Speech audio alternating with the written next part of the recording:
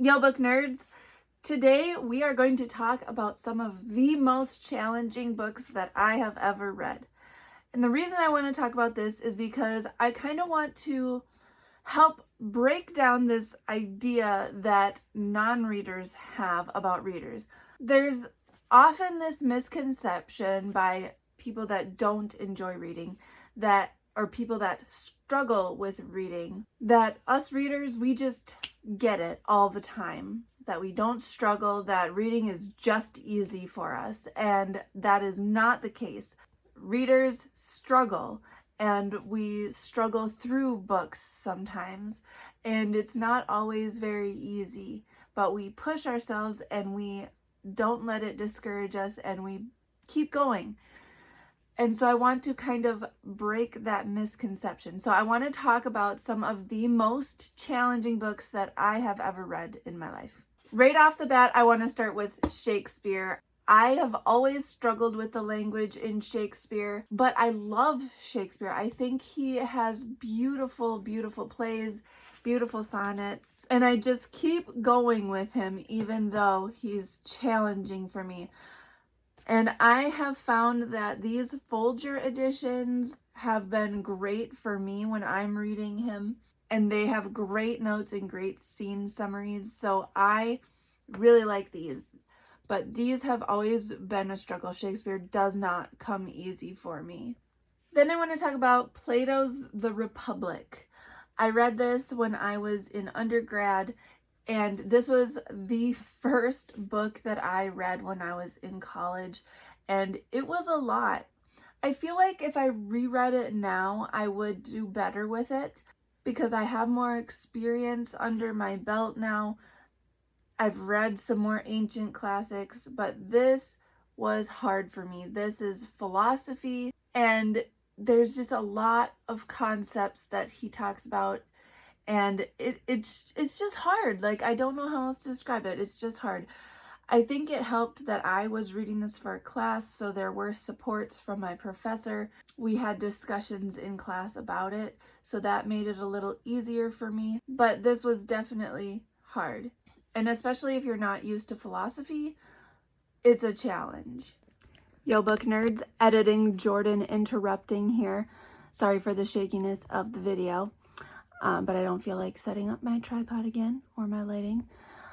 But I wanted to add, after I read The Republic in class in my undergrad course, my professor had said, "You did it. You finished this book.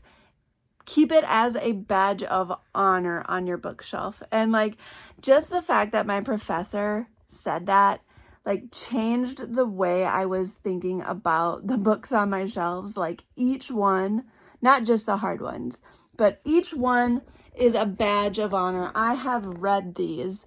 I have read all of these, and it's why I don't get rid of books too often when I read them. If I bought a book and I read it, unless I hate a book, I'm probably going to keep it as a badge of honor. So I just had to add that little thing, especially for challenging books. Like, if you get through a challenging book, keep it as a badge of honor on your shelf. You did that. I love it. I love that whole idea. Anyway, back to the regular video. Next, I want to talk about The Invention of Love by Tom Stoppard. This is a play, and it's extremely short, so it doesn't right off the bat seem like it would be challenging.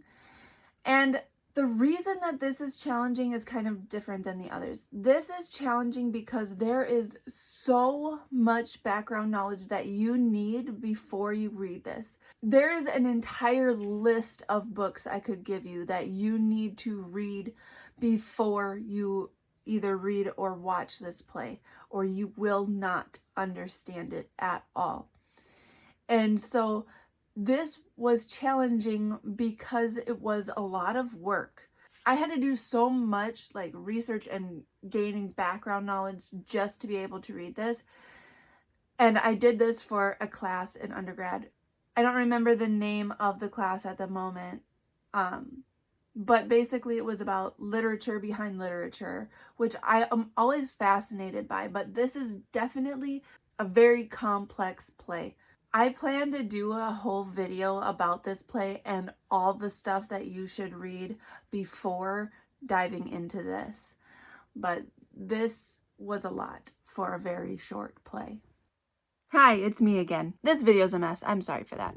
But it is what it is. But I want to add one more book, and I'm going to add it right here. I want to talk about Beowulf. Beowulf is an extremely complex poem. It is an ancient classic, and it was just hard for me because of the language. And this is a translated work, so some of that difficulty that I had might have come from the translation. I'm not sure.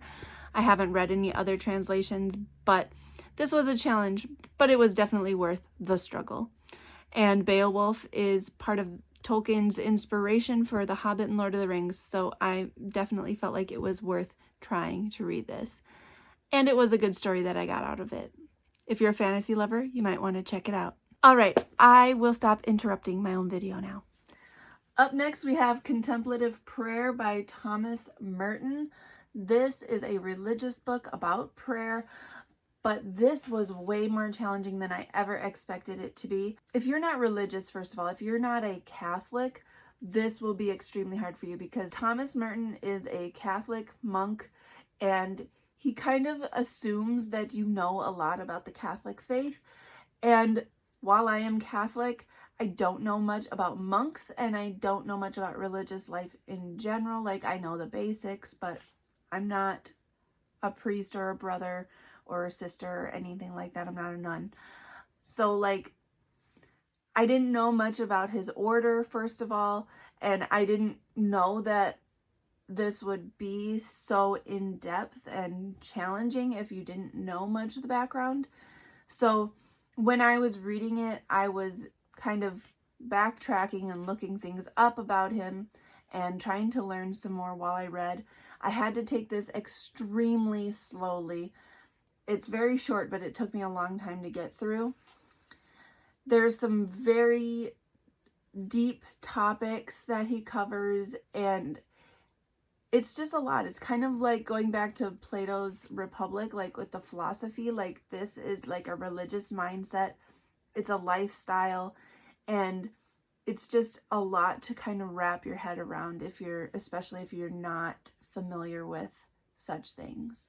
He talks a lot about theology, and it was just kind of out of my element. I am glad I pushed through it. Then we have a more recent read, A Clockwork Orange by Anthony Burgess. This was challenging because of all of the made-up slang that Burgess created for this book. Literally, there is slang in almost every sentence. I had to look up a dictionary of the slang words so that I could get through it. And I had to refer back to it a lot. So this was extremely challenging, and it would have been easy to just give up. I even thought of DNFing it after I read the first page because I was like, what am I reading? But I decided to power through, and I'm so glad because this book was just mind-blowing. And finally, we have the most challenging book that I have ever read, which is The Swan Book by Alexis Wright. This book was just on another level. I don't know if I understood it, to be honest. I did end up DNFing it at first, and I came back to it, and I still just couldn't wrap my brain around this book. To try and get through this book, I tried to even look up spoilers, and it was really hard to even find that because a lot of people seem to be confused by this book. This book combines like elements of fantasy with magical realism, and it's also an environmental commentary, so it's just a lot all wrapped up into one, and I just really struggled with it.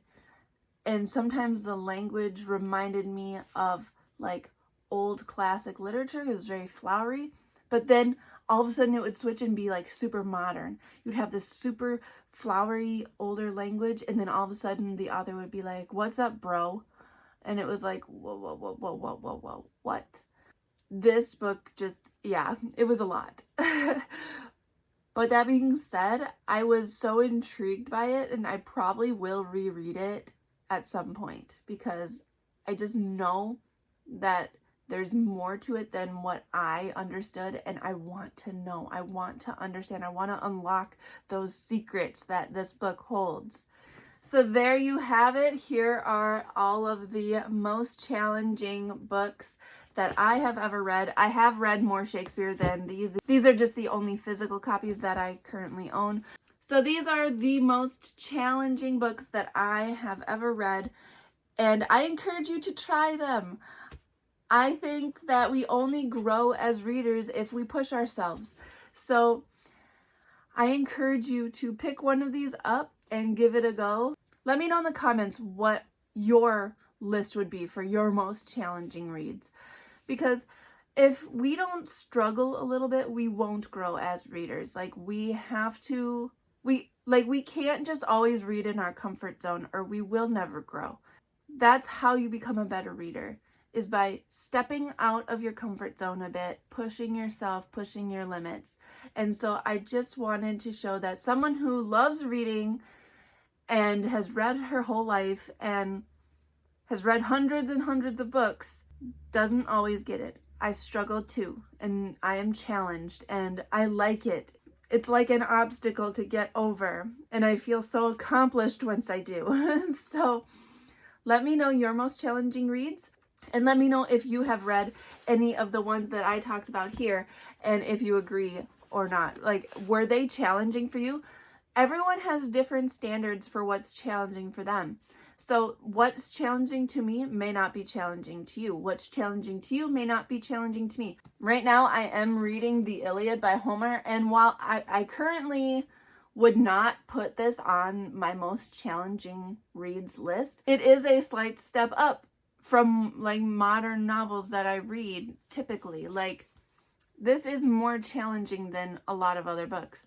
I'm not through it, so we'll see if it gets harder from here, but I'm enjoying it a lot.